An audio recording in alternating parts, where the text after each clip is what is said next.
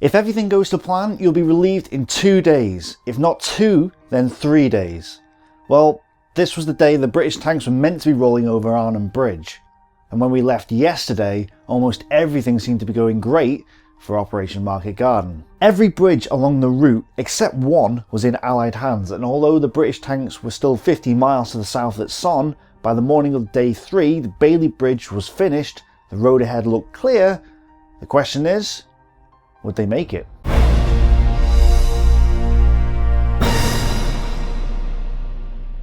Yesterday we saw stall attempts made by 1st Airborne to get to Frost's troops at the bridge, while Frost himself and 2nd Battalion continued to hold on. Ammunition and food supplies were running low, so relief was desperately needed now. The 82nd had destroyed the German attack from the Reichswald for only a handful of losses, but only made token attempts to take the Nijmegen bridge. Nijmegen was now a German fortress. The 101st continued to fight on all fronts, especially near Best, whilst building a Bailey Bridge at Son, since 30 Corps had finally arrived. The 19th of September was a Tuesday. It's day 3 of Operation Market Garden. The good news was that 30 Corps and the 101st had finally constructed the Bailey Bridge at Son and were able to advance. Up to this point, 30 Corps had gone 18 miles from their initial starting position. This may seem slow, and it was, but they were about to make up for it.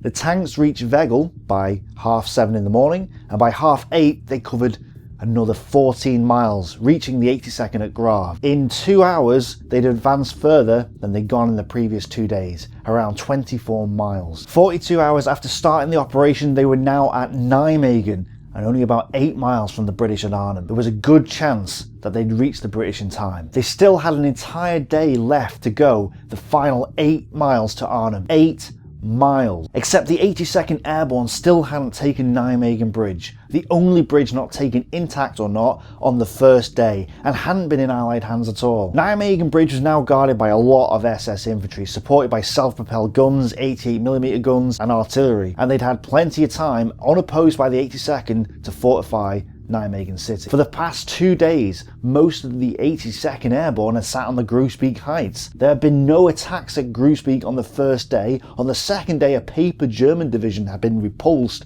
without much trouble, and the Germans didn't mount any serious attacks on the heights the entire third day. The American units dug in at Groesbeek, along with Gavin and Browning, had no impact on what was now becoming a hard-fought house-to-house brawl for the city of Nijmegen and the southern end of the Nijmegen Bridge. As British tanks and infantry moved towards Hunner Park, they came into the sights of the German 88mm guns. Several tanks brewed up and the fighting began, and would rage on for hours, with little ground gained on this day. Nijmegen was still in German hands. The Germans had 2 Kampfgruppen in the city under the overall control of Kampfgruppe Rheinhold, which was located in Lent, just north of Nijmegen. One Kampfgruppe, Uhling, held Hunner Park and the Nijmegen Row Bridge. The other, Kampfgruppe Henk, guarded the Nijmegen Rail Bridge. Uhling only had around 100 men at his disposal, backed by 4 assault guns, but they were veteran SS soldiers supported by a much larger contingent of artillery than they normally should have had. SS Lieutenant Colonel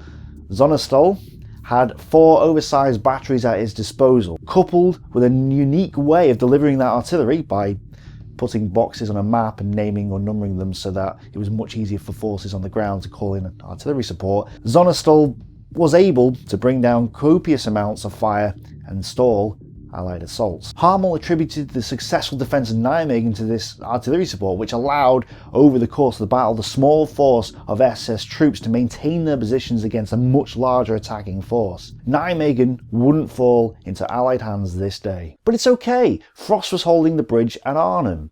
There was now 2 Kampfgruppen surrounding him, and they attacked on all sides. Kampfgruppe Brinkmann continued to attack from the east, and Kampfgruppe Knaust, a heavier battle group, now attacked from the north. At the beginning of the day, 2 Paras perimeter still consisted of 10 out of the original 18 houses they'd occupied on day 1. But now the Germans were receiving a heavy stream of reinforcements. 88mm guns were brought up to pound the buildings, and 2 Tiger tanks managed to get through the wreck of vehicles on the bridge and cross from the southern side of the Rhine. Artillery fired from across the river, including Nebelwerfers, hammered the British positions. The battle was now fully in the Germans' favour as assault guns, Mark III and Mark IV tanks rolled from the east. Two power was being blasted out from its positions, one strong point at a time, but the Germans didn't have it all their own way. Rubble blocked the streets, making it difficult for tanks to move up, and a few vehicles and tanks were knocked out in the fighting. The powers were down to scraps of ammunition, yet they continued to resist. They did get some artillery support from 1st Airborne, which did result in the Germans turning their guns on the church spires,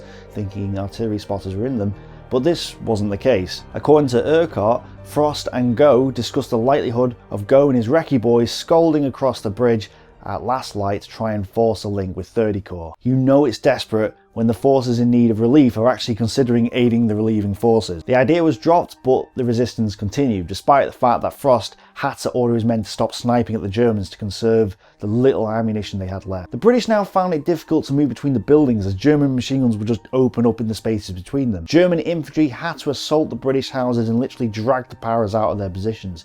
It seemed a hopeless situation for the British, but they fought on, hoping that reinforcements would come from either 1st Airborne or from the south. It's worth noting that as long as 2nd Battalion continued to hold out in Arnhem, the Germans would have a difficult time reinforcing the 10th SS Panzer Division fighting at Nijmegen. The Germans were relying on the Panadern Canal to get their troops across the Rhine, but this was slow. What this meant was that the Germans at Nijmegen would receive no reinforcements until 2nd Battalion were defeated, and 2nd Battalion wouldn't receive reinforcements until the Germans at Nijmegen were defeated too. Effectively, there were two sieges going on at the same time, and whichever cracked first would decide the fate of the entire battle. If German resistance collapsed at Nijmegen, the British would get to Frost and be over the Rhine. If Frost is defeated, German reinforcements will stream into Nijmegen and 1st Airborne would be doomed. There was still a chance for both sides to claim victory at this point, but the difference between the Germans at Nijmegen and Frost at Arnhem was that 2nd Battalion was potentially about to get reinforced from the west. 1st, 3rd, 4th and 11th Battalions, supported by the South Staffords and elements of 2nd Battalion who hadn't made it to the bridge, now attempted to break through to Frost. Dobby's 1st Battalion, half the South Staffords, went forwards first, supported by 3rd Battalion who went in beside them. They cleared a few light defences where the Germans had made their main line the day before, but then everything went wrong. The Germans of Camp Group Spindler had pulled back slightly from the previous day's positions, which did have the benefit of allowing Urquhart to escape his prison and make his way back to Divisional HQ. But it also meant that the Germans now outflanked the British from all sides. And these weren't eyes and ears battalions. This was the 9th SS Panzer Division, armed with tanks, artillery, self-propelled guns. Some occupied the route ahead, others occupied the ridge to the north, and more were positioned across the river in the brickworks to the south. The lightly armed British paratroopers, backed by, well, little artillery and no air support or tanks, and exhausted on the 3rd day of fighting, were hopelessly caught in a crossfire. 1st and 3rd Battalion were pinned down by the Germans at about 6:30 after only 2 hours of attack. Those that survived were either wounded or ran out of ammunition and were forced to surrender in the next hour or so. The 140 men of 3rd Battalion had been more or less wiped out. 1st Battalion and the first half of the South Staffords suffered much of the same fate. The second half of the South Staffords now went in, but found themselves facing German tanks and self-propelled guns near the museum. Pinned down and with no anti-tank guns, they had to rely on Piats to take out the tanks, but by about 11:30 they'd also run out of Piat anti-tank rounds. The Germans now counterattacked and overwhelmed the South Staffords, who were forced to pull back through 11th Battalion position. 11th Battalion, commanded by Lee, had been ordered by Urquhart to wait. He wasn't happy that attacks were going in piecemeal.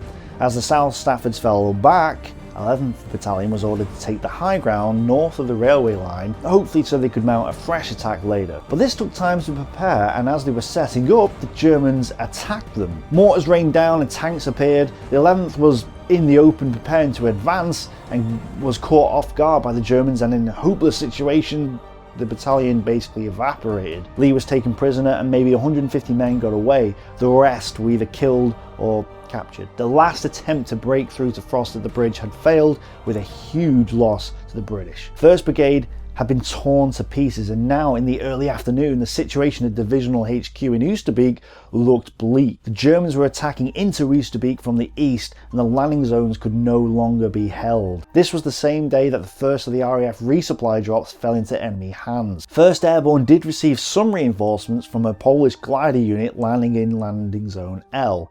Unfortunately, this went disastrously wrong for the Polish as they landed on top of 10th Paras Battalion as they retreated south near Wolfhaze. The Polish were quite literally shot out the sky, and this didn't help 10th Paras retreat. Chaos and confusion reigned, and Kraft was able to push the 10th and 156th battalions, both now down to about 250 men each, and the surviving Poles beyond the railway line. Urquhart desperately tried to organise a defence as the light faded. He would later refer to the 19th as a dark and fateful day. At Arnhem, everything was going wrong. Remember that Bailey Bridge at Son? You know, the one built overnight? It had been incredibly important in the day's events, allowing British tanks to roll on to Nijmegen. At 5:15, as the American paratroopers sat in their positions in and around Son watching British trucks drive across the bridge, the Son church tower exploded. Falling debris startled the Americans as more explosions erupted from the schoolhouse. General Taylor came out of the schoolhouse to see enemy infantry and Panther tanks approaching from the south. Panzer Brigade 107 had arrived. General Student had brought Panzer Brigade 107 up from Helmand, and it was now just yards from the newly built Bailey Bridge at Son. A British truck was actually hit as it crossed the bridge. It exploded and sent flames over the span and into the canal. The Americans reacted to the attack as best they could and even managed to destroy 2 Panther tanks. One was knocked out in sight of the Bailey Bridge. Fighting continued as darkness fell, and only after the attack bogged down did Panzer Brigade 107 withdraw. 2 tanks had been knocked out, but they had almost succeeded in severing the supply line to the rest of 30 Corps, and they weren't defeated yet. So if we compare the situation at the beginning of Day 3 to the end of Day 3, things had changed. 30 Corps wasn't at Arnhem as expected. Instead, they were fighting a house-to-house battle for the city and bridge at Nijmegen. The 101st at Son had built a Bailey Bridge in the morning and only just managed to prevent it from falling into German hands in the evening. And the last attempt to get to Frost had failed. Now the British at Oosterbeek were in a desperate state as the Germans closed in on all sides. Frost still clung on to Arnhem Bridge though. There was still a chance of victory for both sides. Everything was now at stake. Who would fall first, the British at Arnhem or the Germans at Nijmegen? Tomorrow would be the last chance to get to Frost at Arnhem, and it would require a lot more fighting and a daring feat of bravery from the soldiers of the 82nd Airborne. The 19th truly was a dark and fateful day, a turning point. But do you think victory could still have been achieved at this point, or was it already too late? And guys, if you have any questions about this battle, comment below and I'll get back to you as soon as I can. Thanks for watching, thanks for subscribing, bye for now.